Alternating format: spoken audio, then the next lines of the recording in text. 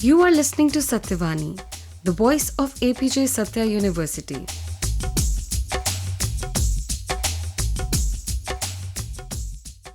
तू शाही है, परवाज है काम तेरा, तेरे सामने आसमां और भी हैं। इसी रोज़ व शब में उलझ कर न रह जा कि तेरे ज़मां को मकां और भी हैं।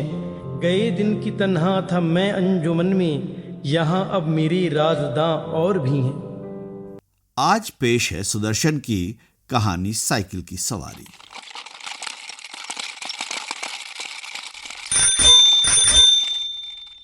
भगवान ही जानता है कि जब मैं किसी को साइकिल की सवारी करते या हारमोनियम बजाते देखता हूं, तब मुझे अपने ऊपर कैसी दया आती है। सोचता हूं भगवान ने ये दोनों विद्याएं भी खूब बनाई हैं। एक से समय बचता है, दूसरी से समय कटता है। मगर तमाशा देखिए, हमारे प्रारब्ध में कलयुग की ये दोनों विद्याएं नहीं लिखी गई। ना साइकिल चला सकते हैं, ना बाजा ही बजा सकते हैं। पता नहीं कब से ये धारणा हमारे मन में बैठ गई है कि हम सब कुछ कर सकते हैं, मगर ये दोनों काम नहीं कर सकते।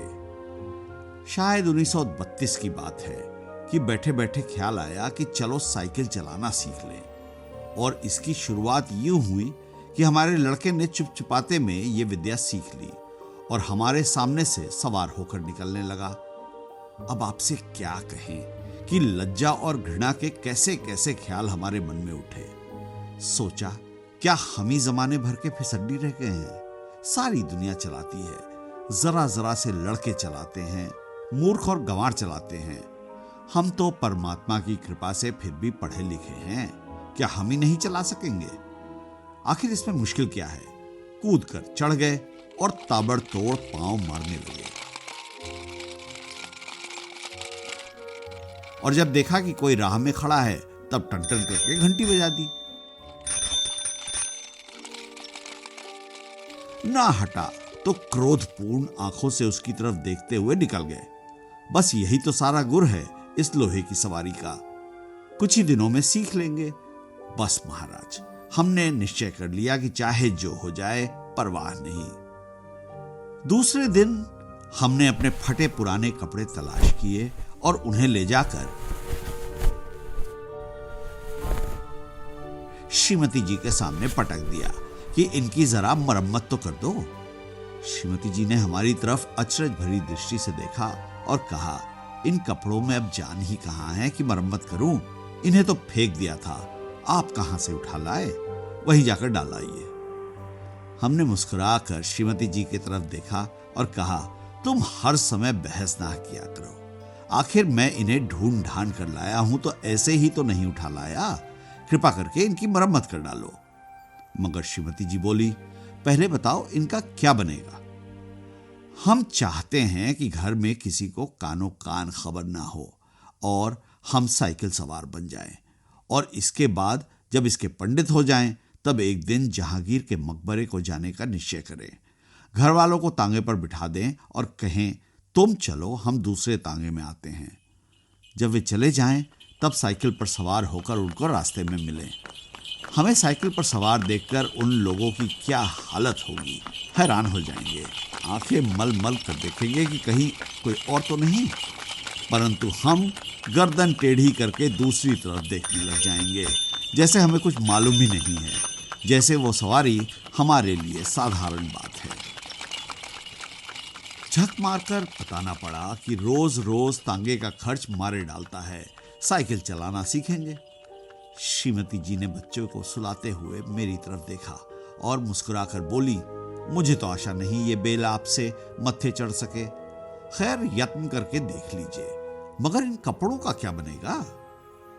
हमने जरा रौब से कहा, आखिर बाइसिकल से एक दो बार गिरेंगे या नहीं, और गिरने से कपड़े फटेंगे या नहीं? जो मूर्ख हैं वो नए कपड़ों का नुकसान कर बैठते हैं, जो बुद्धिमान हैं वो पुराने कपड़ों से काम चलाते हैं। मालूम होता है हमारी इस युक्ति का कोई जवाब हमारी स्त्री के पास ना था, क्योंकि उन्होंने उसी समय मशीन मंगवाकर उन कपड़ों की मरम्मत शुरू कर दी। हमने इधर बाजार जाकर जंबक के 2 डिब्बे खरीद लिए कि चोट लगते ही उसी समय इलाज किया जा सके। इसके बाद जाकर एक खुला मैदान तलाश किया ताकि दूसरे दिन से साइकिल सवारी का अभ्यास किया जा सके। अब यह सवाल हमारे सामने था कि अपना उस्ताद किसे बनाए। इसी उधेड़ बुन में बैठे थे कि तिवारी लक्ष्मी नारायण आ गए और बोले, क्यों भाई, हो जाए एक एक बाजी शतरंज की। हमने सिर हिलाकर जवाब दिया, नहीं साहब, आज तो जी नहीं चाहता। क्यों? यदि जीना चाहें तो क्या करें? यह कहते हुए हमारा गला भर आया। तिवारी जी का दिल पसीज गया। हमारे पास बैठकर बोले, अरे भाई, मामला क्या है? स्त्री से झगड़ा तो नहीं हो गया?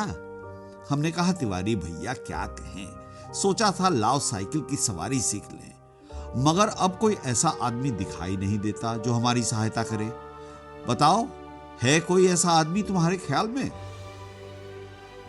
तिवारी जी ने हमारी तरफ बेबसी की आंखों से ऐसे देखा मानो हमको कोई खजाना मिल रहा है और वे खाली हाथ रह जाते हैं। बोले, मेरी मानो तो ये रोग ना पालो, इस आयु में साइकिल पर चढ़ोगे, और ये भी कोई सवारियों में कोई सवारी है कि डंडे पर उकड़ू बैठे हैं और पांव चला रहे हैं। अजी लानत भेजो इस ख्याल पर और आओ एक बाजी खेलें। मगर हमने भी कच्ची गोलियां नहीं खेली थी। साफ समझ गए कि तिवारी ईर्ष्या की आग में फूका जाता है। मुंह फुलाकर हमने कहा, भाई तिवारी, हम तो जरूर सीखेंगे, कोई आदमी बताओ। आदमी तो है ऐसा एक, मगर वो मुफ्त में नहीं सिखाएगा, फीस लेगा। दे सकोगे? कितने दिन में सिखा देगा? यही 10-12 दिनों में। और फीस क्या लेगा हमसे? औरों से 50 लेता है, तुमसे 20 ले लेगा हमारी खातिर। हमने सोचा 10 दिन सिखाएगा और 20 रुपए लेगा। 10 दिन 20 रुपए, 20 रुपए 10 दिन, अर्थात 2 रुपए रोजाना, अर्थात 60 रुपए महीना, और वो भी केवल 2 घंटे के लिए। ऐसी 3-4 ट्यूशनें मिल जाएं तो 250-300 रुपए मासिक हो जाएंगे। हमने तिवारी जी से तो इतना ही कहा कि जाओ जाकर मामला तय कराओ, मगर जी में खुश हो रहे थे कि साइकिल चलाना सीख गए तो एक ट्रेडिंग स्कूल खोल दे और 3-4 रुपए मासिक कमाने लगे। इधर तिवारी जी मामला तय करने गए, उधर हमने ये शुभ समाचार जाकर श्रीमती जी को सुना दिया कि कुछ दिनों में हम लोग ऐसा स्कूल खोलने वाले हैं जिससे 300-400 रुपए मासिक आमदनी होगी। श्रीमती जी बोली, तुम्हारी इतनी आयु हो गई है मगर ओछापन आ गया, पहले आप तो सीख लो फिर स्कूल खोलना। मैं तो समझती हूं कि तुम ना सीख सकोगे, दूसरों को सिखाना तो दूर की बात है। हमने बिगड़ कर कहा, ये बड़ी बुरी बात है कि हर काम में आप टोक देती हो। हमसे बड़े बड़े सीख रहे हैं, क्या हम ना सीख सकेंगे? पहले तो शायद सीखते या ना सीखते, पर अब तुमने टोका है तो जरूर सीखेंगे। तुम भी क्या कहोगी? श्रीमती जी बोली, मैं तो चाहती हूं तुम हवाई जहाज चलाओ, ये बाइसिकल क्या चीज है, मगर तुम्हारे स्वभाव से डर लगता है। एक बार गिरोगे तो देख लेना, वहीं साइकिल फेंक फाक कर चले आओगे। इतने में तिवारी जी ने बाहर से आवाज दी। हमने बाहर जाकर देखा तो उस्ताद साहब खड़े थे। हमने शरीफ विद्यार्थियों के समान श्रद्धा से हाथ जोड़कर प्रणाम किया और चुपचाप खड़े हो गए। तिवारी जी बोले, ये तो 20 पर मान ही नहीं रहे थे, बड़ी मुश्किल से बनाया है, पेशगी लेंगे? कहते हैं पीछे कोई नहीं देता। अरे भाई, हम दे देंगे, दुनिया लाख बुरी है मगर फिर भी भले आदमियों से खाली नहीं है। ये बस चलाना सिखा दें, फिर देखें हम इनकी क्या क्या सेवा करते हैं। मगर उस्ताद नहीं माने, बोले पहले फीस लेंगे, और यदि आपने नहीं सिखाया तो?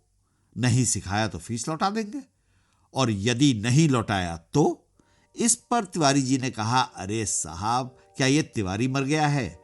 शहर में रहना हराम कर दूंगा, बाजार में निकलना बंद करवा दूंगा, फीस लेकर भाग जाना कोई हंसी खेल है क्या? जब हमें विश्वास हो गया कि इसमें कोई धोखा नहीं, तब हमने फीस के रुपए लाकर उस्ताद को भेंट कर दिए और कहा, उस्ताद कल सवेरे ही आ जाना, हम तैयार रहेंगे। इस काम के लिए कपड़े भी बनवा लिए हैं, अगर गिर पड़े तो चोट पर लगने के लिए जंबक भी खरीद लिया है। और हाँ, हमारे पड़ोस में जो मिस्त्री रहता है उससे साइकिल भी मांग ली है। आप सवेरे ही चले आएं तो हरि नाम लेकर शुरू कर दें। तिवारी जी और उस्ताद जी ने हमें हर तरह से तसल्ली दी और चले गए। इतने में हमें याद आया कि एक बात कहना तो भूल ही गए। नंगे पांव भागे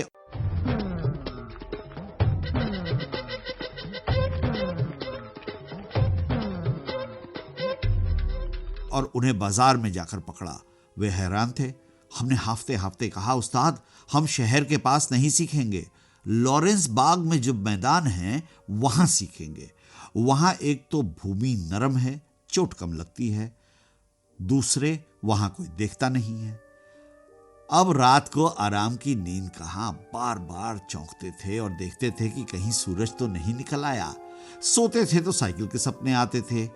एक बार देखा कि हम साइकिल से गिरकर जख्मी हो गए हैं। साइकिल आप से आप हवा में चल रही है और लोग हमारी तरफ आंखें फाड़ फाड़ कर देख रहे थे। जब आंख खुली तो दिन निकल आया था। जल्दी से जाकर वो पुराने कपड़े पहन लिए, जंबक का डिब्बा साथ में ले लिया और नौकर को भेजकर मिस्त्री से साइकिल मंगवा ली। उसी समय उस्ताद साहब भी आ गए और हम भगवान का नाम लेकर लॉरेंस बाग की ओर चले। लेकिन अभी घर से निकले ही थे कि एक बिल्ली रास्ता काट गई और लड़के ने छींक दिया। क्या कहें कि हमें कितना क्रोध आया उस नामुराद बिल्ली पर और उस शैतान लड़के पर, मगर क्या करते, दांत पीस कर रह गए। एक बार फिर भगवान का पावन नाम लिया और आगे बढ़े।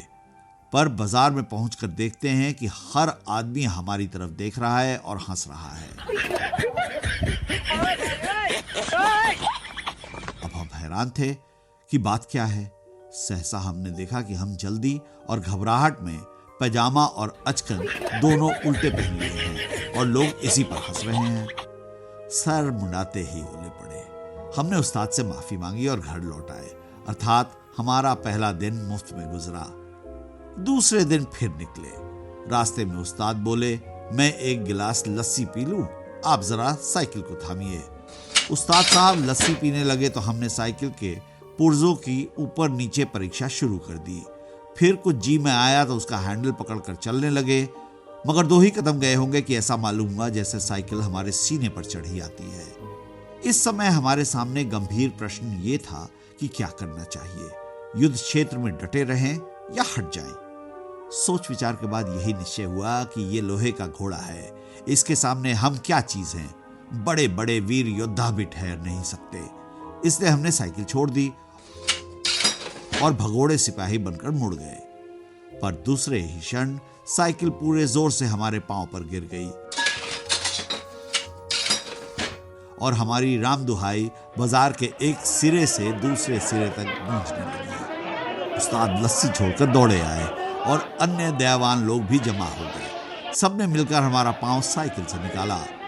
भगवान के एक भक्त ने जंबक का डिब्बा भी उठाकर हमारे हाथ में दे दिया।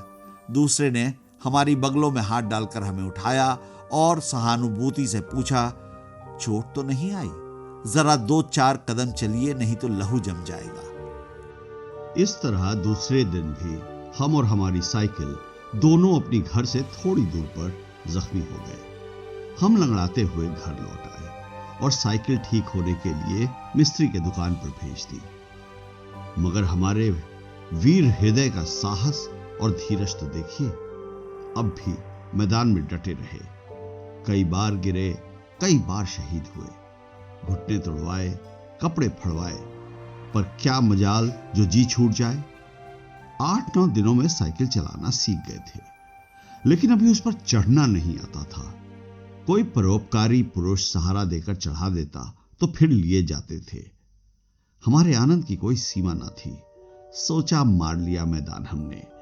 2-4 दिन में पूरे मास्टर बन जाएंगे, उसके बाद प्रोफेसर, प्रिंसिपल, इसके बाद ट्रेनिंग कॉलेज, फिर 300-400 रुपए मासिक।